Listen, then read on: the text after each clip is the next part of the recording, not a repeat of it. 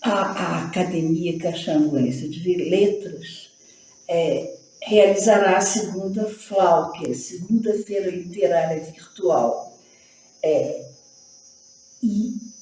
E a homenageada será a grande escritora e o grande ser humano Nélida Pion. Por quê? Porque Nélida Pion merece todas as homenagens do mundo, primeiro. Segundo, Nélida Pion fez a grande gentileza de aceitar ser acadêmica correspondente da academia. Então, eu escrevi para ela e falei que ela seria homenageada. Então, ela me respondeu: querida Esther, aceito a homenagem com prazer, que vocês querem me prestar, apenas não posso ir. E eu, então, me deu o telefone para telefonar, eu telefonei, falei com ela, que eu já tinha até o telefone, falei com ela: Nélida, não precisa se locomover, não tem problema. Bem, então, eu conheci Nélida através da professora Diva Rocha, né? Quando Nélida lançou o primeiro livro, Guia Mapa de Gabriel Arcanjo. Então, a partir daí nos tornamos amigas.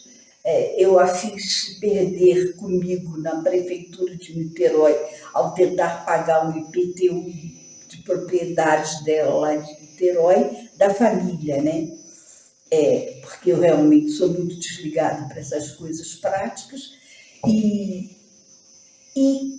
de vez em quando, os fins de semana, eu preparava um pão caseiro e ia à casa dela, até com amigos, Aníbal Bragança, Lúcia Mainer, vários amigos, e ficávamos lá conversando, comendo pão, tomando chá.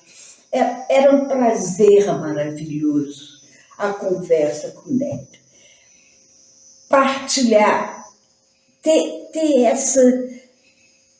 a bondade da Nélida, né, em partilhar a convivência comigo, foi muito, muito importante na minha vida. Marcou a minha literatura, o que eu escrevo, né, marcou profundamente. Recentemente, antes dela falecer, e ela faleceu, infelizmente, estávamos conversando ao telefone e eu falei: Nélida, que saudade eu tenho daqueles tempos, do passado, né? Não falei passado, porque eu tenho muita saudade. Estávamos conversando sobre o tempo passado. Aí ela deu uma gargalhada e disse: ora, Esther, éramos jovens, como não ter saudade? Então, essa exclamação ficou comigo até hoje, né? Então, de vez em quando, eu escuto: ora, Esther, éramos jovens. É isso aí. Então, Nélida merece todas as homenagens do mundo. E, por isso, a Academia Caxambuense de Letras a homenageia. Muito obrigada.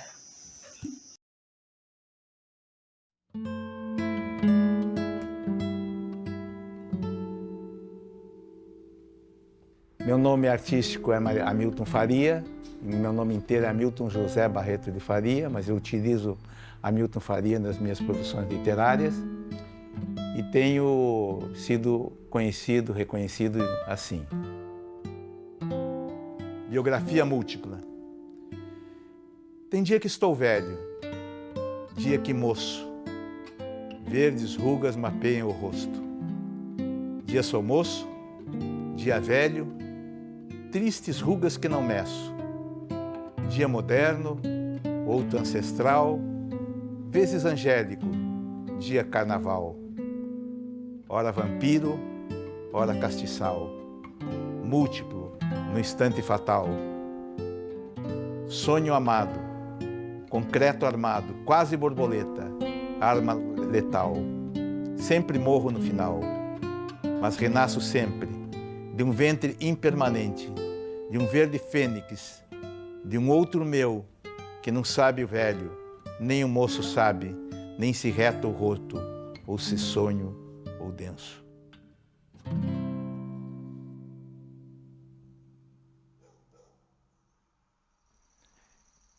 A gente tem que começar sempre pelos agradecimentos. Então, eu queria agradecer aqui a presença inesperada da Cora, minha gatinha maravilhosa, que está aqui. Depois eu vou ler um poema para ela, né, gatinha? Um poema.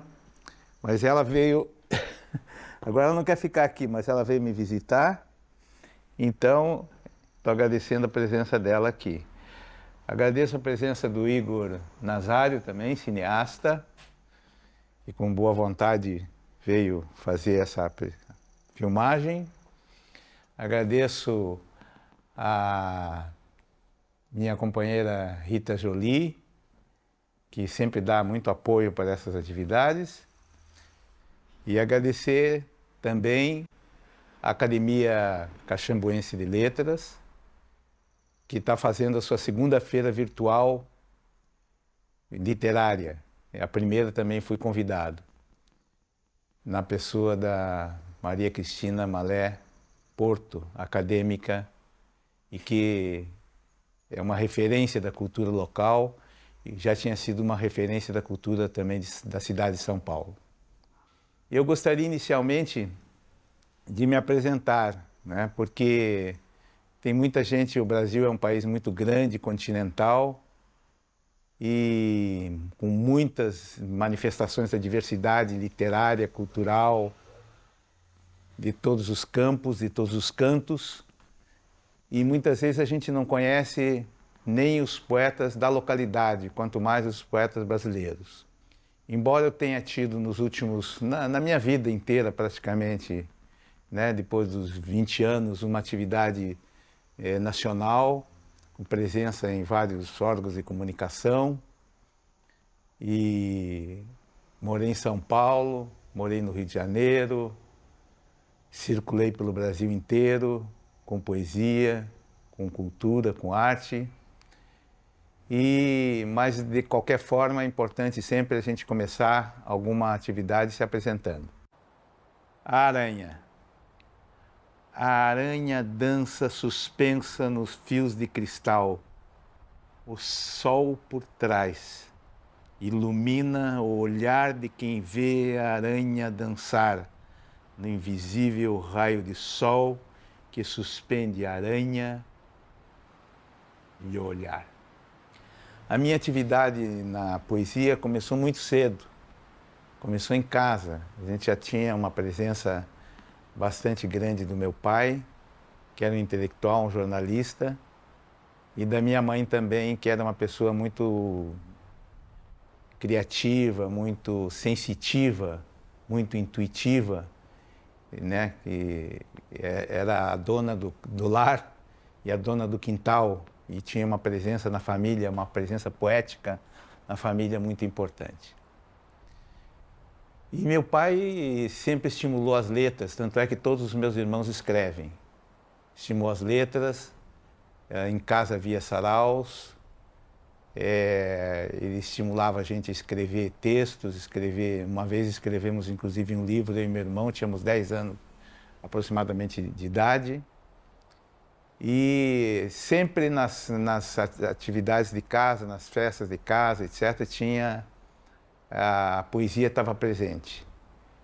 E era minha irmã que declamava, eu que declamava, e a gente inclusive os irmãos subiam em cima do muro para falar textos de Rui Barbosa e Euclides da Cunha, textos que eu lembro até hoje, né, de Padre Antônio Vieira e de poetas e escritores brasileiros e portugueses. Eu lembro que a gente subia no muro e começava, e aqueles passantes, né, que eram pessoas simples do bairro, eram verdureiros, eram vendedores, eram pessoas que entregavam pão, que entregavam leite, etc. E andantes mesmo, passantes da rua, ficavam perplexos, né, porque nunca tinham visto meninos falar poemas em cima do muro. Geralmente os meninos estavam matando passarinho, atirando pedras, coisas que a gente também fazia as nossas traquinagens, sem dúvida alguma. Mas tinha essa presença da poesia desde pequeno. Canção à maneira de Lorca e de Julíbia. Mãezinha, quero ser de terra. Filho, terás muita dor. Mãezinha, quero ser de azul. Filho, terás muita dor. Mãezinha, borda-me em teu avental. Faço já, sem esperar. Então, quer dizer, com o pai literato, né, jornalista, escritor, escrevia, embora ele foi diretor de jornal, ele publicava em jornais seus textos, mas textos jornalísticos. E a mãe, com um quintal que era um pomar, um verdadeiro pomar, a gente tinha, inclusive, o cenário completo para a poesia. Poesia é palavra, mas quintal, porque o quintal representa liberdade, representa natureza, representa criatividade, etc. E a palavra. Então, juntando essas duas coisas, saiu, então, um poeta. E eu queria dizer também que esse momento foi um momento muito importante da minha vida, né? Geralmente a infância acompanha a gente nas nossas formas de ser pessoa. A infância é uma presença muito forte, que inclusive o Fernando Mendes Viana diz que a poesia é a infância amadurecida. Acho interessante essa frase, a poesia é a infância amadurecida. A gente vai amadurecendo, mas dificilmente se descola da infância. E na minha poesia tem muita presença da infância. Nas imagens, na natureza, nas pessoas, nos bichos.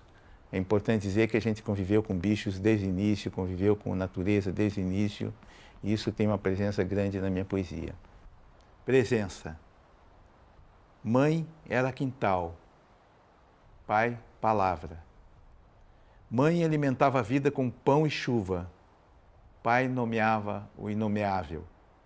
E nascia o sono e a sede da água espantada. E com o amarelo dos pães, pintávamos a casa, a alma e a presença. Mas depois teve outros momentos importantes também, que vieram depois, que foi o momento do colégio, né? Colégio, a gente estudou no colégio militar e tinha um grupo de estudantes, de colegas, que cultivavam a literatura. Paulo Sabrito, Celso Gorski, Luiz Manfredini, né? E eu, e alguns outros, né? Os próprios irmãos cultivavam a literatura e eram do colégio. E escrevíamos, inclusive, peças de teatro, participávamos do Grêmio Literário, de concursos de literatura, etc. E aí o nosso cabedal de poesia se ampliou. Se nós tínhamos ali, num primeiro momento, alguns poetas brasileiros e escritores como Euclides da Cunha, Antônio Vieira, Eça de Queiroz, Camilo Castelo Branco, Flaubert e outros, isso se ampliou para uma literatura mais ampliada. E no ginásio científico, conhecíamos Dostoiévski, conhecíamos Gorky, conhecíamos os poetas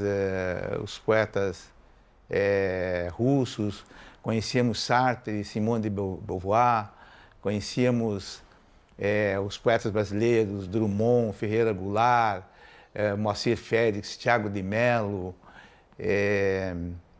e Vinícius de Moraes, e tantos, Fernando Mendes Viana, Paulo Mendes Campos, e uma pleiade assim, impressionante de tudo de literatura que caía na nossa mão, Carlos Heitor Coni, né? A gente ia processando, ia conversando um com o outro, ia ampliando essa forma de escrever, saía daquela forma ingênua para uma forma que começava a apontar uma certa maturidade, que saía do desabafo para caminhar para o campo da linguagem, né?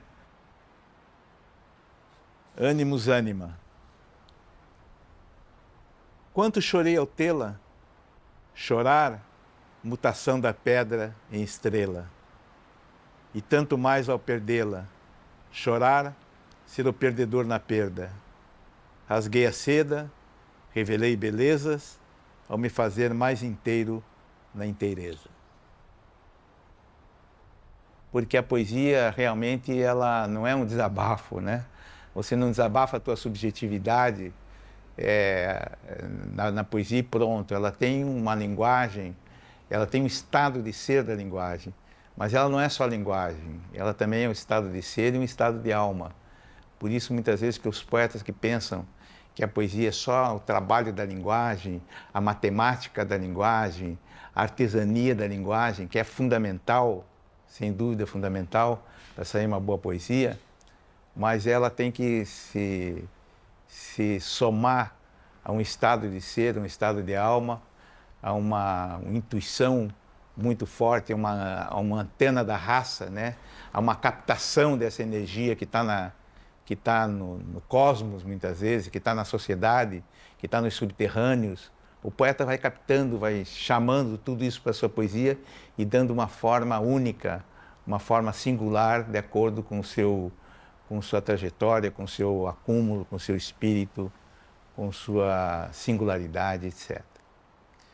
Então, a poesia, eu acho que ela, à medida que você cresce, né, na sua vida pessoal, existencial, a poesia vai te pedindo mais também. Ela pede mais, ela pede sempre mais, em termos de linguagem, em termos de pessoa, etc. Eu quero ler um trecho, a orelha, do meu livro mais recente, O Breve Eterno, que eu acho que fala um pouco disso, o que a poesia vai pedindo para a gente, né? Como se fosse uma entidade viva, com corpo e alma, uma entidade com uma inteligência, né? A poesia. Então eu escrevi aqui na orelha: a poesia me pede muito e cada vez mais. Pede-me linguagem, estado de ser e de alma, sobretudo entendimento. Forma elevada de criar mundos no reino da verdadeira realidade. Pede-me vida como obra poética, leveza de espírito, destino de mundos sutis. A poesia pede-me verbo que una a fragmentação das coisas e dos seres. Pede-me céu e inferno, diamante e carbono, uma poderosa síntese de mundos que desconheço. A poesia me pede a palavra justa, a ligação orgânica indissolúvel com as fontes da vida, e um sonho onde eu somos nós. Uma forma de felicidade no mundo bruto, hostil, voraz. Diálogo íntimo, onde descubro que sou mais que eu. Um jeito de restaurar e nomear o encanto das coisas e não romper o pacto com a poesia da existência. Então é muito forte o que a poesia pede para a gente, né? Não é simplesmente o ato de escrever, né? Mas o ato de pertencer é fundamental. O ato de ser é fundamental. A poesia é como se fosse um pertencimento. Você não escreve a hora que quer. E, inclusive, muitas vezes eu tenho amigos contistas, romancistas, etc., que dizem assim: os poetas são muito preguiçosos. Escrevem a hora que quer, escrevem o que querem, às vezes curto, às vezes longo, às vezes escrevem uma linha, acham que é poesia, e por aí adiante. Então, o que eu respondo para esses poetas é que poesia não tem dimensão. Ela pode ser uma linha, pode ser 3 linhas. O Antônio Vieira dizia que escrevia pouco porque não tinha tempo de escrevia muito porque não tinha tempo de escrever pouco, né? Que eram os grandes livros dele, os discursos, os grandes discursos dele, né? Os sermões, né? Que são 20 volumes, sei lá quantos. Lá em casa tinha 20 volumes, né? E E então, e muitas vezes pode ser uma expressão poética que habitada nessa expressão, nesse poema pequeno, esteja presente um cosmos enorme. Eu acho que essa também é uma grandeza do poeta, descobrir nas pequenas linhas, nas linhas enxutas, nas economias de linguagem, encontrar um universo que se descortine. Eu acho que a tentativa dessa coleção que eu lancei do livro Breve Eterno é um pouco isso que se manifesta. Impulso. Agora estou aqui, do lado esquerdo de tudo. Agora sei, não sabia, assim como cresce dia, o coração move o mundo. Sobre os momentos importantes, né? Depois tivemos um outro momento importante, que foi o momento da criação da cooperativa, editora cooperativa de escritores. Na década de 70, já estávamos no regime autoritário e ditatorial. A literatura calada, censura à imprensa, poucas manifestações artísticas. A poesia andava devagar, nessa época ainda, embora com muitas iniciativas já, né, crescendo, da poesia marginal, que vinha também da contracultura, que vinha da geração mimeógrafo. Eu participei dessa geração, né, e dentro desse contexto já emergente, já querendo dar reviravolta naquele clima pesado que a gente vivia, a gente criou, Domingos Pellegrini, o Reinaldo Duarte e o Raimundo Caruso, uma cooperativa de escritores a partir de uma iniciativa de um livro, 4 Poetas. Né? Lançamos 4 poetas, fizemos lançamentos em São Paulo, lançamentos aqui, e a partir daí nós criamos a editora cooperativa de escritores. E essa cooperativa ganhou dimensão nacional, com pessoas de vários estados. Depois fizemos concursos literários e de contos, de poesia também, e tivemos uma presença grande na época, rompendo um pouco aquela ausência de debate cultural, debate sobre a função a importância da poesia, a importância da literatura, a sua relação com a sociedade, a sua relação com aqueles tempos, etc. E é uma história que ainda precisa ser contada em detalhes, mas eu queria marcar esse momento como um momento importante. Foi justamente um momento também que, em Curitiba, nós debatemos com o Leminski, né? O Leminski tinha uma visão diferente da nossa, em matéria de poesia. Nós éramos um pouco mais líricos, mais sociais. O Leminski estava muito ligado à experiência do concretismo. E ficou aquela discussão que eu acho que, eu não vou entrar em detalhes, mas que enriqueceu, acho que, no final de contas, os dois lados, né? Eu acho que todos mudamos dentro desse contexto. E nós aprendemos muito a nos abrir para outros autores, aprendemos muito a economia da linguagem, aprendemos muito a utilizar o espaço dentro da página, a utilizar outras linguagens visuais, etc. E eu acho que ele também, e os concretistas também nessa época, também interagiram e observaram também a nossa poesia e tiraram algumas lições também daí. Esse foi um momento bastante importante, né, em que a gente conhece poetas do Brasil inteiro. Saímos em jornal, fomos censurados em jornal, saímos no estado de São Paulo, saímos na Folha, saímos nos Estados Unidos, saímos na França, saímos em vários, lançamos esse jornal, livros nossos em 5 estados brasileiros e por aí adiante. Foi um momento que eu queria marcar também para contar um pouco essa história. Ensina a vida, me ensina esta magia do mundo, este segredo da fonte de ser sozinho e estar junto. E depois, já nos anos 90, tem um outro marco importante, e para mim foi fundamental na minha criação, no meu trabalho poético. Eu não gosto de chamar muito trabalho, eu gosto mais de chamar de criação, né? Eu acho que é um termo mais apropriado, da minha criação poética, porque será que é trabalho, né? embora a poesia tenha a inspiração e a expiração, a conspiração e muitos sãos, né? É suado, mas eu não acredito que seja um trabalho, a categoria trabalho. E então criamos uma articulação mundial, né, que partiu da França, um projeto francês, através de uma entidade francesa. Criamos uma aliança por um mundo responsável, plural e solidário, né? Essa aliança chegou a tratar de vários temas, desde a questão da floresta, a questão do clima, a questão da educação, a questão da arte, a questão da água, etc. Era uma ideia de conectar vários povos, vários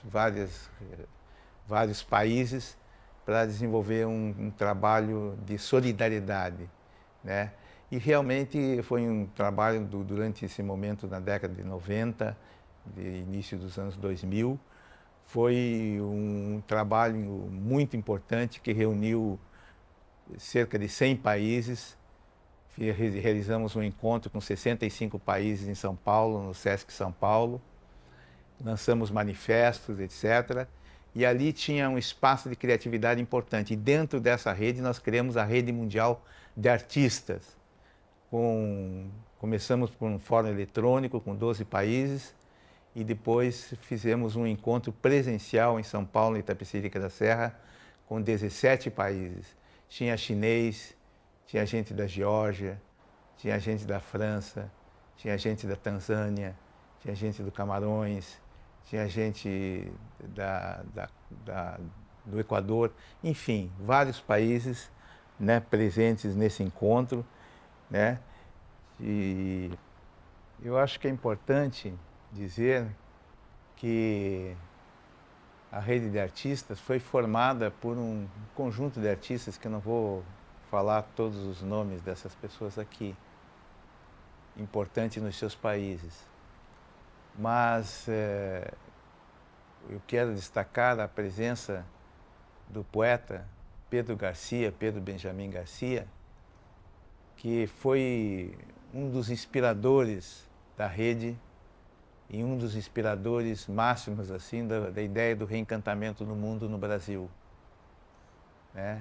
Eu acho que pelas primeiras vezes que eu ouvi falar de reencantamento foi através dele, através da Nancy Mangabeira, através de outras pessoas, mas Pedro Garcia estava o tempo todo junto, nós dois, tecendo essa rede, tecendo os textos da rede, os manifestos da rede, e uma troca incrível, assim, de uma amizade que já vinha de muitas décadas. E é sempre importante a gente nomear, né, a importância das pessoas nesse processo. Isso não é uma coisa que você faça sozinho, mas o Pedro Garcia era sempre uma inspiração, junto, de mãos dadas, caminhando por esse mundo afora. E a partir daí realizamos um texto que circulou em 100 países, em 4 línguas, francês, inglês, português e espanhol, que se chamava Carta das Responsabilidades do Artista, né? Carta das Responsabilidades do Artista, porque a gente imaginava que o artista também tinha uma responsabilidade frente ao mundo, né? Que era uma responsabilidade com a linguagem, mas ele tinha uma responsabilidade, ele era um mito, uma referência, né, na sociedade, né? E ele tinha que devolver essas coisas para a sociedade. Era importante que devolvesse, através de livros, através de recitais, através da poesia, que deve estar em todos os lugares e todas as frentes, a poesia. E circulamos com poesia na rua, com declamações na rua, declamações em centros culturais, em feiras, em países os mais diversos possíveis, na Europa, na Ásia, etc. Fizemos a caravana africana e foi um trabalho muito importante, né? E essa carta, ela propõe uma consigna, vamos chamar assim, que se chama-se do reencantamento do mundo. A poesia tendo um papel de reencantar o mundo. Reencantar as palavras, logicamente, mas reencantar o mundo. Porque o mundo está mantido pela racionalidade, pela hierarquia, pela ordem desonesta, muitas vezes, pela opressão, né? E pela razão, né? Uma razão enlouquecida, vamos chamar assim. E a poesia, ela desconstrói isso, né? Quintares. O menino saiu para o quintal, olhou seus 7 gatos pequenos, o pinheiro inaugurando o céu, pitangas felizes amando bananeiras. Olhou a mãe cantando no tanque, La Paloma com voz de capinzal, enquanto as roupas riam desfraldadas. Então, espantou todas as pragas, todos os ratos, rasgou gaiolas, soltou os pássaros, dividiu entre os amigos seu território de coisas, deu milho às galinhas, comeu muitas maçãs e, em paz, adormeceu. Desde a Grécia Antiga, nós vamos ver os poetas trazendo novidades. Muitas vezes a leitura da Grécia era através da Ilíada, da Odisseia do Homero, da Teogonia, do Hesíodo, etc., e de outros grandes poetas que se notabilizaram na Grécia Antiga, né? E tanto é que quando vem a razão mais fortemente, os poetas são expulsos da República Ideal, né? Não vou entrar muito nessa história, né? Eu conheço bem da criação do mundo a partir da razão, né? De Platão, Sócrates, etc. Mas é importante dizer que os poetas também foram expulsos da República. Eles não serviam, eles eram mentirosos profissionais, eles estavam a vários degraus da verdade, né? Enfim, não era para se acreditar nos poetas. Isso ficou muito marcado. Hoje os poetas onde estão? Os poetas renascem aqui, nascem ali, mas eles estão fora da mídia, eles estão fora muitas vezes das grandes massas, das escolas, etc. Mas eles sempre retornam com o seu falar, com o seu dizer, com o seu encantamento. E é importante dizer que todo lugar onde entra a poesia, entra um determinado encantamento, né? Muda o clima, muda a temperatura ambiente, vamos dizer assim, muda a ambiência do lugar, né? A poesia, ela tem um sentido, se não fosse a poesia, nós seríamos um deserto árido, né? Um deserto de ideias, um deserto de sentimentos, porque a poesia, eu acho que a poesia salva a beleza do mundo, né? Acho que Dostoiévski já falava isso, né? A beleza salva, né? E a poesia traz a beleza, né? Ela traz contundentemente a beleza. De repente, calam-se todos os discursos. Palavras sem ordem mudam em coração. Somos a cidade sem relógios e sem muros, que se encanta na mágica das mãos. Enfim, para chegar no último momento, né? Porque eu não vou falar, tem inclusive textos escritos sobre essas experiências, tem Google, tem várias informações. Eu vou falar um pouquinho sobre essa experiência minha mais recente, que é dessa coleção que se chama-se Potlatch, pelo reencantamento do mundo. Essa coleção que eu lancei é uma coleção com livros pequenos. O primeiro número foi o Mínimo Imenso, o segundo volume foi o Ínfimo Infinito, o terceiro Minimais e o quarto Breve Eterno, que saiu agora no mês de agosto, né? Eu quero fazer também um agradecimento muito especial a Marilda Donatelli, design visual, que fez a concepção e a diagramação, a arte, enfim, da coleção Potlatch. Essa coleção, potlatch, é uma palavra indígena, nativa, norte-americana, e quer dizer doação. Eles faziam a cerimônia da doação, já no final do século, muito tempo antes, mas marcadamente no final do século XIX para o século XX, eles faziam essas cerimônias, e essas cerimônias de doação envolvia doação de bens, doação de presentes, doação de aparelhos, instrumentos de trabalho, um dava para o outro, e construíam, inclusive, relações sociais a partir dessa ideia do potlatch. Quando eu li isso, eu falei assim, puxa, poderia fazer uma coleção de poesia potlatch, né, que fosse doação, e não envolvesse dinheiro nessa coleção, que não circulasse nas livrarias ou na miséria das bibliotecas, muitas vezes, ou no cantinho do seu escritório, ou nas escolas sem ler, por aí adiante. Mas que pudesse circular e ser esquecido em vários lugares. Então é uma poesia para ser esquecida. Você recebe, passa adiante, esquece em lugar público ou privado, em qualquer lugar absolutamente, e vai esquecendo. É interessante que mesmo esquecendo, todos esses livros estão vendidos a preços pequenos, mas estão sendo vendidos na estante virtual. Não sei como eles acham, se alguém doou ou qualquer coisa dessa natureza. Mas é uma poesia que não tem autógrafo, um livro que não tem autógrafo, né? E ele é muito bem acabado artisticamente, porque é importante, essa proposta que seja importante a parte gráfica, a parte de arte. Aqui, por exemplo, são textos do pintor José de Aguilar, que foi cedido, né, para mim, para fazer o livro, as ilustrações interiores também. Esse aqui é Angélica Pedroso, esse aqui, e esse aqui, o Marcelo Bicalho, né?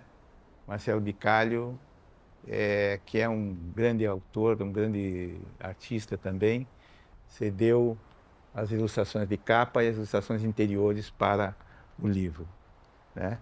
São poemas curtos, geralmente de ritmo rápido, de leitura rápida, né? Posso até ler alguns aqui desse último livro, Breve Eterno, para mostrar um pouco a reflexão poética que é feita, né? Aqui, por exemplo, um poema. De tudo me alimento, do ácido vinho, do suave alento. Vezes tento, outras entendo. Ali o extremo veio, onde se esconde o inteiro e meio.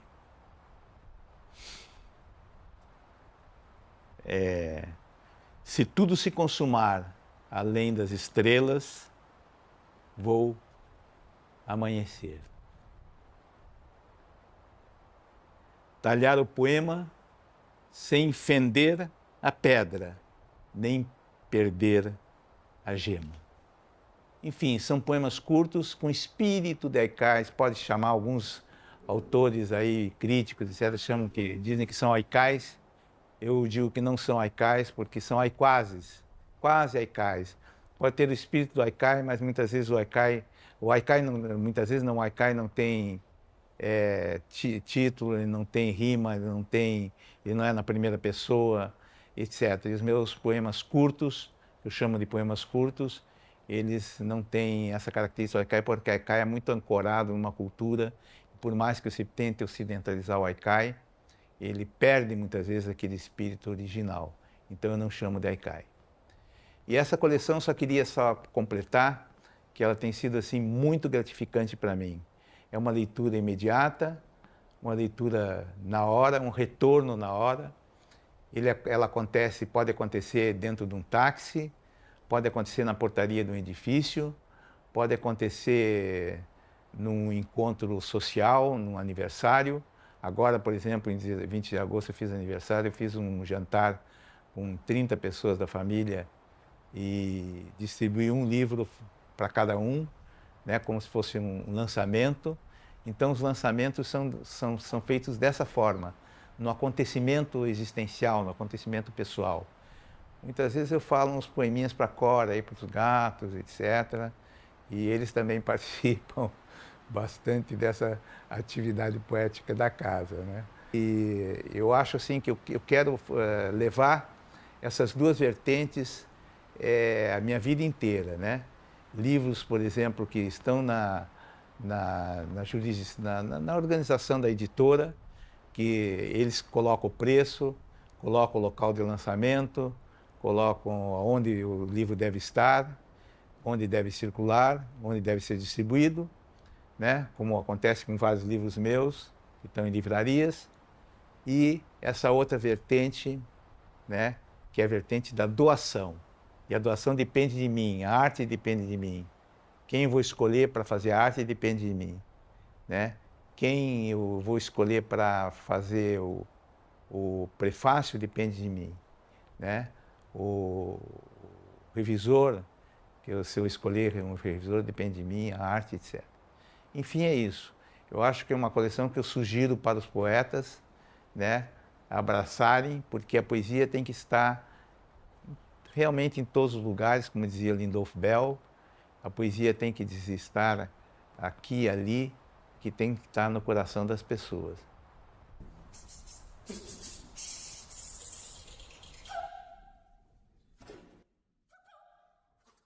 Enfim, a experiência mais recente, que é a do Canal do Poetariado. O Canal do Poetariado vai ao ar uma vez por mês, em um programa coordenado por mim e pelo poeta César Augusto de Carvalho. É uma proposta que tem mapeado a poesia brasileira e também alguns poetas da África, de Portugal e agora da América Latina. E já estamos há três anos no ar, com uma boa aceitação da comunidade poética. Descobrimento. Aprendi o verbo descobrir ainda pequeno. Pitangas beijavam o chão quando maduras. O pinheiro sentia dores quando descascado. Mãe tinha uma voz bonita quando cantava no tanque como o sabiá do quintal. Se precisasse, agarraria o sol com seus braços de luz. Cortaria o dia em 6 fatias a nos servir no almoço. Descobri que as pessoas também passavam sem deixar histórias. Um bêbado dizia filho da puta no portão e amava cães como mulher. O trem amava meus ouvidos. E eu tinha uma estrada de ferro que dia e noite fazia o trajeto da minha pele. E domingo parava nas estações da infância, onde entravam homens simples e crianças amando maçãs. Bom, eu estava conversando aqui tranquilamente, chegou a Cora como uma visita e eu ia até falar um poema para ela, né? Mas ela sabe que ela tem um poema no livro para ela. Esse livro aqui, Todo Gato Diz Bom Dia, foi um livro sobre os meus 3 gatos. São, na verdade, um livro de reflexão poética, filosofia poética, qualquer coisa dessa natureza. Ele é uma parte em prosa, outra parte em poesia. Mas eu queria falar um pouco no livro sobre o meu convívio com essa espécie, com esse tipo de irmandade que a gente tem com os animais, né? Porque hoje eu acho que a gente vive numa comunidade de seres, né? Não vivemos mais numa comunidade de seres humanos, mas uma comunidade mais ampla. E nessa comunidade, a minha família, além da minha esposa, se constitui, né, da Cora, do Pinhão e da Milonga, 3 gatinhos que foram adotados. E eles têm personalidades e características tão diferentes cada um com seu encanto, né? Pinhão é mais miador, mais minhão, mia o tempo todo pela casa, brincalhão. A Cora é muito um bicho da paz, muito acolhedora, chega muito nas pessoas, e a Milonga mais selvagem, mais arredia, etc., mas todos do bem, né? E esse livro tem poemas para os meus bichinhos, e esse poema que está aqui na capa eu fiz para Cora.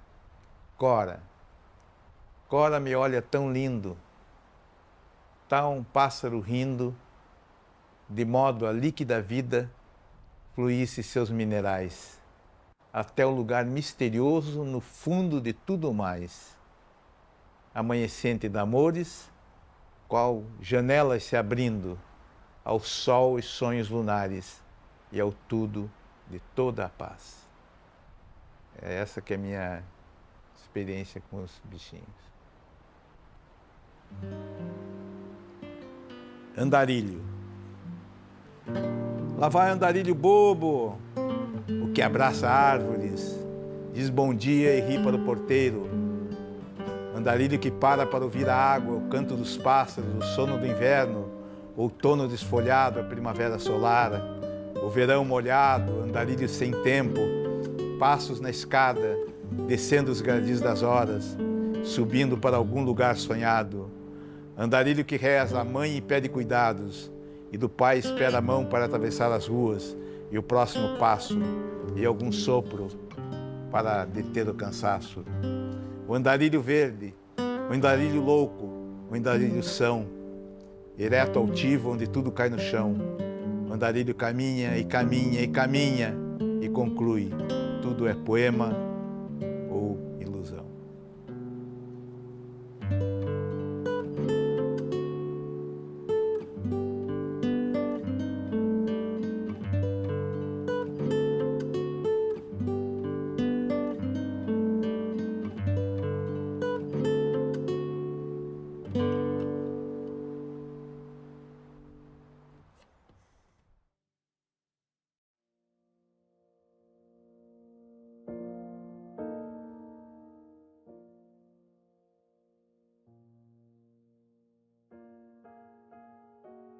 A poesia me pede muito, e cada vez mais.